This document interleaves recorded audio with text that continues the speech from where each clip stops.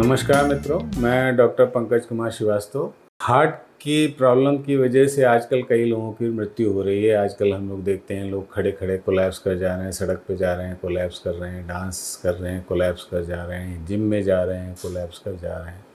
तो ये एक बड़ी समस्या के रूप में उभर रहा है और वाकई देश में हार्ट की प्रॉब्लम्स बहुत तेज़ी से बढ़ रही हैं। इसने एक एपिडेमिक का रूप ले लिया है और ये एपिडेमिक जो है वो करीब इस समय इंडिया में 8.5 से 9 करोड़ लोग हैं जो कि हार्ट की प्रॉब्लम से ग्रसित हैं और मेनली इसमें नसों की ब्लॉक, हार्ट की नसों के ब्लॉक की प्रॉब्लम्स ज़्यादा हैं।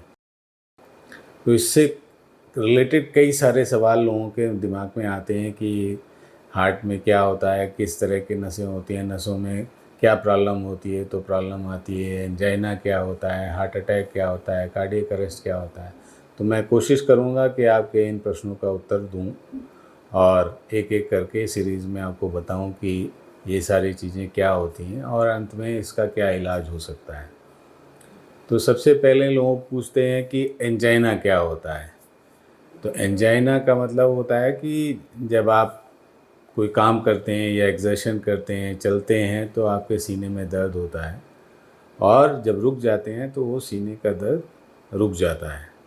तो ये एक स्टेबल एंजाइना कहलाता है कि आप थोड़ी दूर चले, आपके सीने में दर्द हुआ, आप रुक गए और ये सीने में दर्द बंद हो गया। तो इसको बोलते हैं स्टेबल एंजाइना। एक अनस्टेबल एंजाइना भी होता है जो कि आप बैठे बैठे भी आपके सीने में दर्द होता है, लेकिन ये सीने में दर्द हल्का होता है और आप रुकते हैं या एक्टिविटी बंद कर देते हैं तो ये रुक जाता है। इसके साथ यूजुअली पसीना या वॉमिटिंग होना या बेहोश होना, इस तरह की कोई सिम्टम नहीं होते हैं। दूसरी तरफ हार्ट अटैक होता है। हार्ट अटैक के सिम्टम्स सीवियर होते हैं।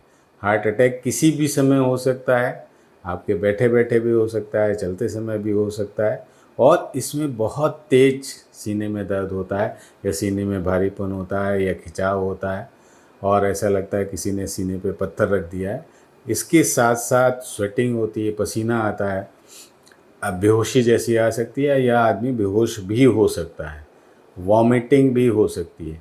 तो ये जब हार्ट अटैक होता है तो इसमें ये सिम्टम्स सीवियर होते हैं और ये बैठने से या रुक जाने से इसमें कोई आराम नहीं मिलता। ये लगातार उस समय फिर बना रहता है। तो जब तक इसका आप इलाज नहीं करते हैं तब तक ये दर्द बना रहता है। तो एंजाइना और हार्ट अटैक में अंतर होता है, सीवियरिटी का अंतर होता है और रुकने से हार्ट अटैक के पेन में आराम नहीं मिलता है।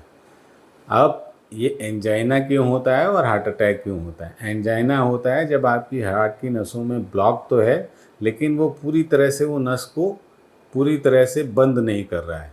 तो जब बंद नहीं कर रहा है तो थोड़ा फ्लो ब्लड का बना रहता है, तो इसकी वजह से पेन तो होता है लेकिन बहुत ज़्यादा सीवियर पेन नहीं होता है। लेकिन वही जो नस जो बंद हो रही है 60% 70% और उसमें सडनली कोई क्लॉट फंस जाता है और आगे की सप्लाई एकदम से बंद हो जाती है तो वो हार्ट अटैक कॉज करता है और उसमें सीवियर पेन होता है। तो ये तो हो गए सिम्टम्स।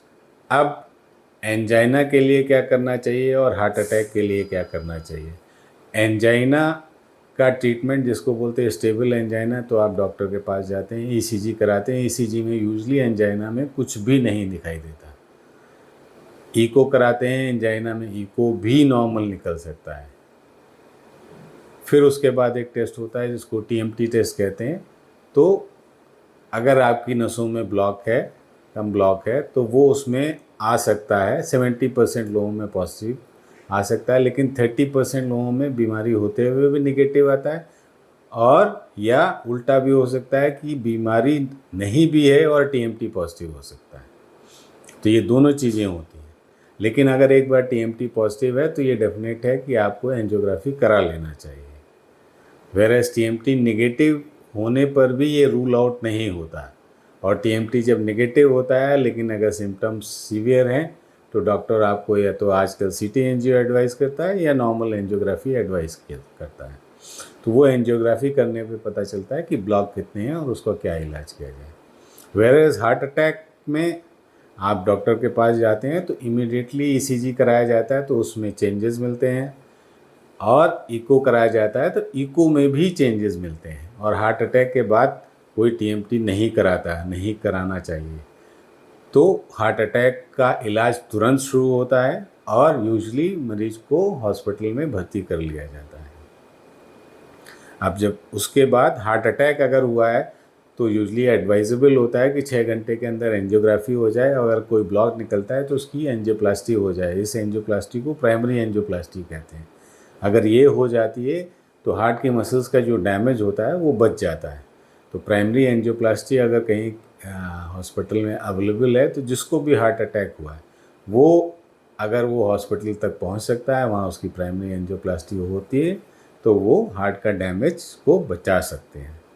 तो ये हुआ हार्ट अटैक और एंजाइना के बीच में डिफरेंस।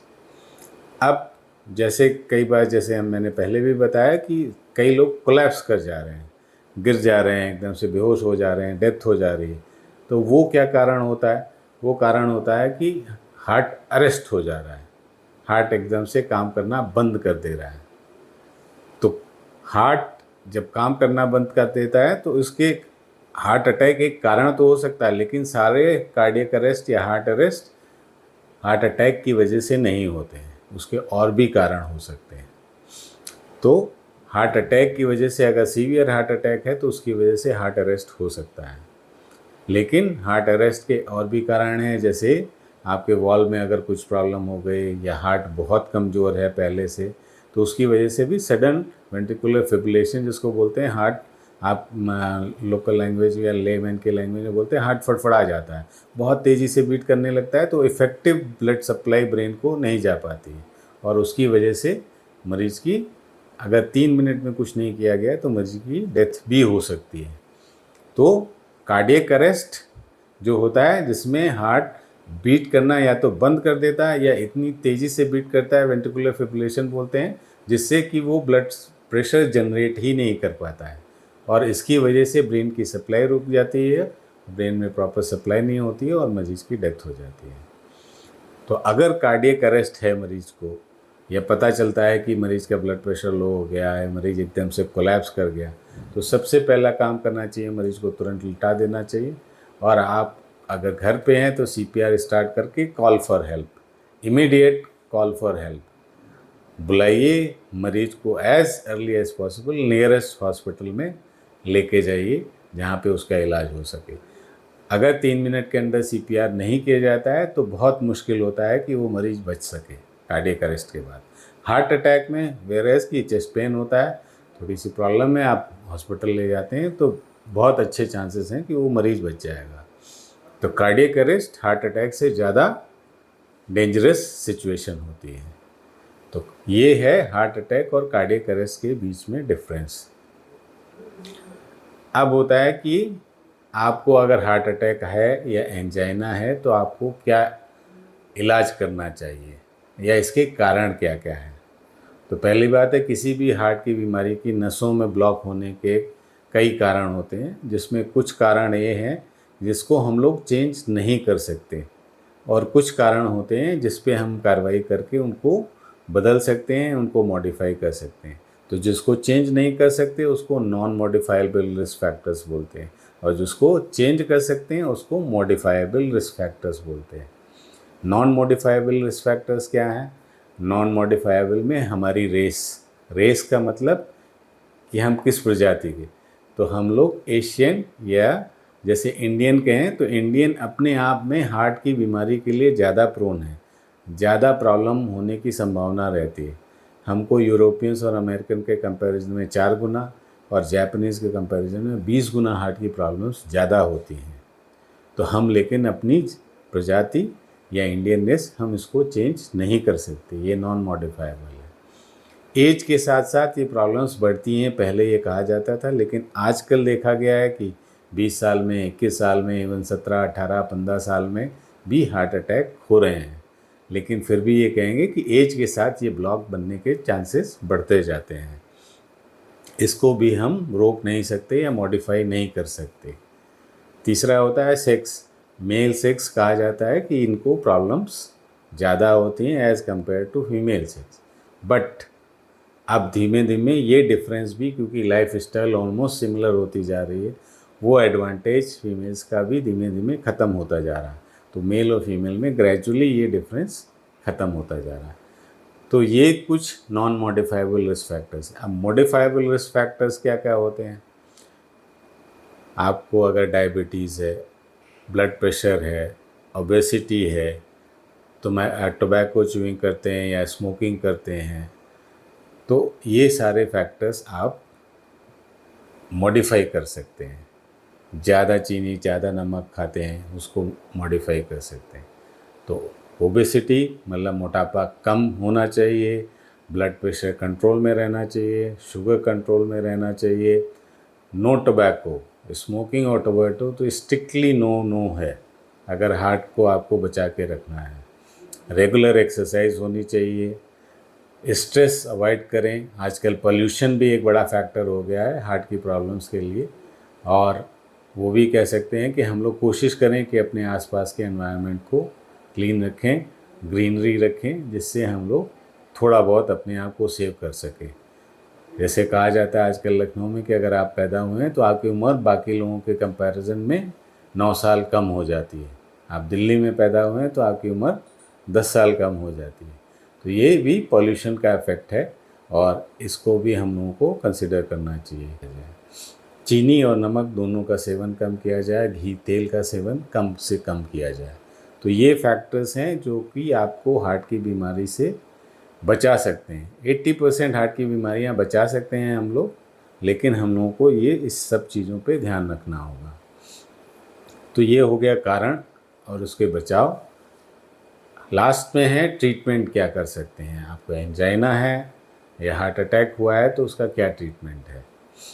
एंजाइना है तो इसको बोलते हैं स्टेबल एंजाइना है, तो आप डॉक्टर के पास जाते हैं, वो आपको कुछ दवाएं लिखते हैं, यूजली मेडिकल ट्रीटमेंट चलता है। अगर एंजियोग्राफी की जाती है तो एंजियोग्राफी के बाद जो भी ब्लॉक निकलता है उसका ट्रीटमेंट किया जाता है। तीनों नसों में है कि सिंगल नस में है, उसके हिसाब से डॉक्टर आपको राय देता है कि एंजियोप्लास्टी यानी कि स्टेंट लगाना है या आपको सर्जरी के लिए जाना है। हार्ट अटैक के बाद जैसा मैंने पहले भी कहा कि अगर विदिन 6 आवर्स आप हॉस्पिटल पहुंच गए हैं तो primary angioplasty will be the best.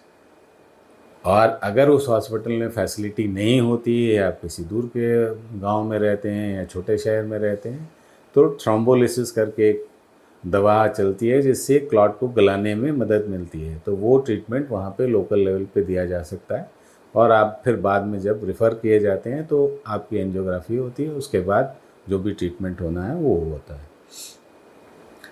Heart attack में हमेशा चांसेस ज़्यादा होते हैं कि हाँ नस पूरी तरह से बंद होगी, इसलिए इमीडिएट अगर है 6 से 12 घंटे में तो एंजियोप्लास्टी है, नहीं तो जैसा भी है कि तीनों नसों में ब्लॉक है, मेन नस में ब्लॉक है, तो उसका क्या इलाज किया जाए।